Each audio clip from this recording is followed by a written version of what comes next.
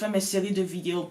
Aujourd'hui, je vais parler de l'audience et de savoir comment, quand tu veux faire ta musique, comment est-ce que tu peux cibler bien ton audience.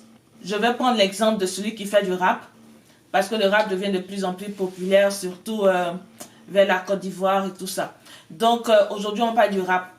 Alors quand tu veux faire la musique rap, quelle est ton audience? Est-ce que tu t'es déjà posé cette question-là pour te demander quelle est ton audience? L'audience, généralement, selon les études, ceux qui écoutent le rap, c'est pas limité à ces personnes-là, mais ceux qui écoutent généralement le rap, c'est entre 15 et 25 ans. Ce sont ces personnes-là qui sont vraiment la majorité. La majeure partie du temps, tu les vois nombreux dans les concerts. C'est eux qui font qui écoutent beaucoup ce genre de musique-là. Les autres écoutent le rap, mais c'est eux qui sont vraiment qui forment la plus grande partie du public quand on parle de rap. Alors aujourd'hui, si tu veux faire la musique rap, dis-toi que en général, voici les gens qui écoutent cette musique. Donc par rapport à ça, tu vas te demander, mais ces gens cette tranche d'âge-là, où est-ce qu'ils trouvent leur musique? Où est-ce qu'ils découvrent? Ils sont beaucoup au dehors. Imagine, c'est des gens qui sont toujours, parce qu'ils ont de l'énergie, donc ils sont toujours dehors. Et puis c'est dans la ville qu'ils écoutent les nouveaux sons. Dans les maquis, certains sont dans les maquis, certains sont sur YouTube, certains sont sur Facebook. C'est là qu'ils passent la majeure partie de leur temps libre.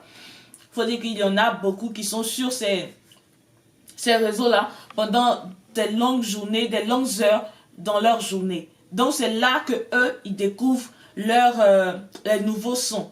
Donc quand tu es un rappeur, voici des endroits où tu dois te débrouiller pour que ta musique soit visible. La radio, la télé, c'est des canaux traditionnels, mais à cause du genre de musique que tu fais, en plus de ça, tu dois être beaucoup focalisé sur les réseaux sociaux. Donc, ça c'est un. Et de deux, comment est-ce qu'ils font des streaming pour que cela soit sur leur téléphone, pour qu'ils écoutent et avec cela, ils vont faire leur sport. Donc, c'est important d'être aussi sur les autres plateformes de téléchargement pour que ta musique puisse être téléchargée parce que ça, c'est pas... c'est des gens, il faut vraiment être engagé avec eux quand tu es sur les réseaux sociaux. Tu ne peux pas les ignorer parce qu'ils ont besoin d'appartenir à un mouvement.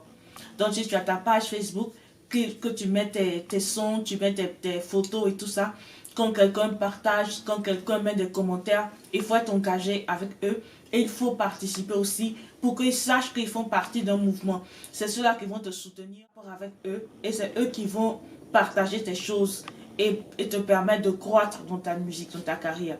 Donc pour rappel, dès que tu connais ton audience, et j'ai pris l'exemple de ceux qui font la musique rap, ce sont des personnes entre 15 et 25 ans qui écoutent ce genre de musique. Donc par conséquent, où est-ce que ces personnes-là écoutent ces musiques-là? C'est vraiment pas forcément la télé, pas forcément la radio, comme ce serait le cas des musiques chrétiennes, où c'est vraiment le véhicule en premier pour que les gens écoutent les nouveaux sons. Mais par contre, cette tranche d'âge, beaucoup sur les réseaux sociaux, Facebook, YouTube, Instagram, Twitter, c'est un réseau-là que tu peux vraiment mettre devant de ta musique. Et ensuite, comment faire que quand ils sortent de ce réseau social, ils puissent continuer à écouter ta musique, c'est en étant sur les plateformes de téléchargement. Comme comme Spotify ou Deezer ou iTunes. C'est là que vraiment ces personnes-là sont et ils téléchargent tes musiques. Comme ça, quand ils sortent de ces réseaux sociaux, ils ont toujours ta musique. Comme par exemple, ils vont au sport, comme par exemple, ils sont au dehors, dans leur marché, en train de travailler au marché, en train de vendre leurs choses. Ils peuvent écouter ta musique en dehors de Facebook et tout ça.